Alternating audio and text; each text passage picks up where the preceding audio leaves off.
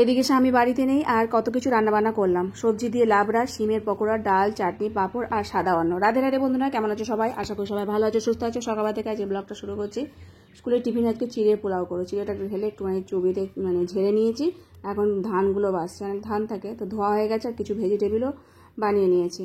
তো এগুলো দিয়ে এখন রান্না করব।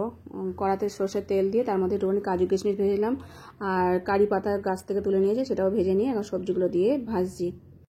লবণ আর হলুদ একসাথে দিয়ে একটু ভাজা ভাজা করে নেবো। আর বেশিক্ষণ সময় লাগবে না, কারণ গাজরগুলো একদম ঝিরিঝিরি করে করেছি।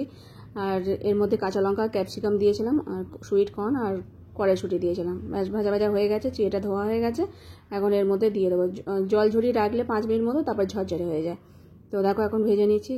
একটুখানি গুঁড়ো মশলা করে রেখেছিলাম, তো সেটা এখন দিয়ে দেবো এর মধ্যে।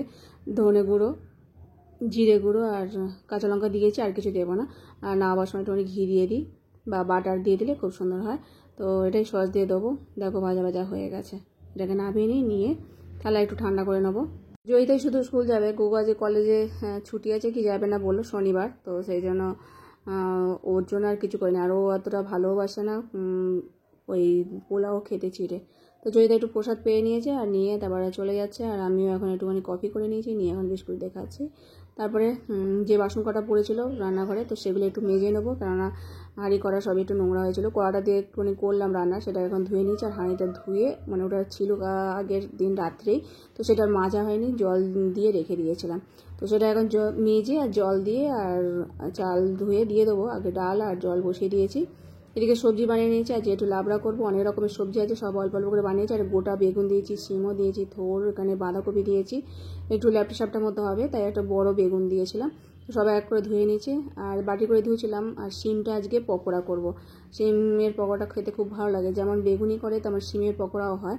তো সবজিগুলো বাটির মধ্যে দিয়ে ধুয়ে নিচ্ছিলাম, ভাবলাম যে হয়ে যাবে, কিন্তু অনেক ভর্তি হয়ে গেছে, তো চুবড়িতে ঢেলে আবার ভালো করে ধুয়ে নিচ্ছি।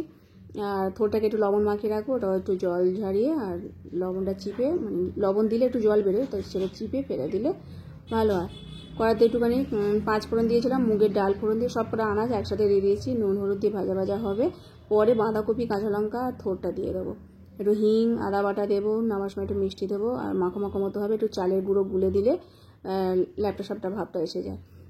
এই জামা কাপড়গুলো সকালবেলায় ধুয়ে রেখে দিয়েছি, আমার আর মেলতে আসা হয়নি। রোদটা বেশ ভালোই উঠেছে, তো আমি ভাবলাম রান্না বসিয়ে দিই আর মেলতে যাবো। তো চলে যাচ্ছি রান্না বসিয়ে। আর এদিকে প্রেশার কুকারের মধ্যে হালকা করে একটু সেদ্ধ করে নিয়েছি। এটা অন্যের মধ্যে দিয়ে সেদ্ধ হয়, কিন্তু আমার বললাম না, ভাতটা বেশিক্ষণ সময় লাগে না সেদ্ধ হতে, তো খুব তাড়াতাড়ি ভাত হয়ে যায়। তাই জন্য আর কোনো কিছু আর সেদ্ধ বসানো যায় না, আলাদাভাবে সেদ্ধ করতে হয়। সিমটাকে সেদ্ধ করে নিয়ে আর চালের গুঁড়ো আর বেসন গুলে তার মধ্যে একটু কালো জিরে দিয়ে নুন হলুদ দিয়ে আর গুলে নিয়েছিলাম।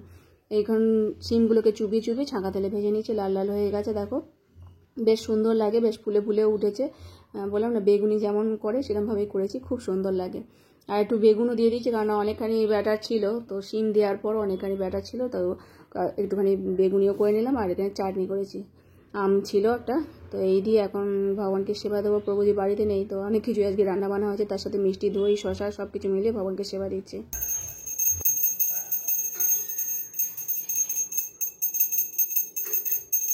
এই যে ভগবানের ভোগ নিবেদন হয়ে গেছে, সাথে একটুখানি আলুর পাঁপড় মতো ছিল, সেটাও দিয়ে দিয়েছি চাটনির সাথে, ভালোই লাগবে। আর এদিকে গোগো খেতে বসে গেছে, ওকে একটুখানি দিয়ে দিই, তারপর আমিও খেতে বসবো। মা ছেলে মিলে এখন খাওয়া দাওয়া হবে। জয়িতা সেই 3টে সাড়ে 3টে বাজবে, তখন আসবে। আজকে যেহেতু গো ঘরেই আছে, তো এখন দুজনে মিলে প্রসাদ পাচ্ছি। খুব সুন্দর হয়েছিল, আজকে অনেক কিছু রান্নাবান্না হয়েছে ভগবানের সেবার জন্য।